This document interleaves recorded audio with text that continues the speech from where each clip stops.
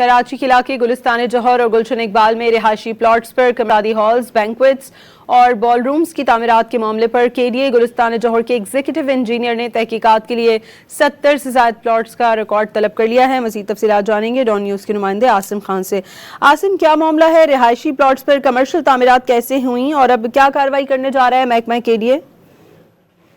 یہ گلستان جوہر گلشن اقبال میں رہائشی پلاٹس پر کمرشل شادی ہال، بینکویٹس اور بال رومز کی تعمیرات کے معاملے KDA گلستان جوہر کے ایگزیکٹو انجینئر کا ایک خط سامنے آیا ہے، جو انہوں نے اپنے جو ڈیولپمنٹ کا ادارہ ہے اس کو لکھا ہے، جس میں 70 سے زائد پلاٹس کا ریکارڈ طلب کیا گیا ہے، جس میں 37 پلاٹ گلستان جوہر کے ہیں جبکہ 34 پلاٹ گلشن اقبال کے ہیں۔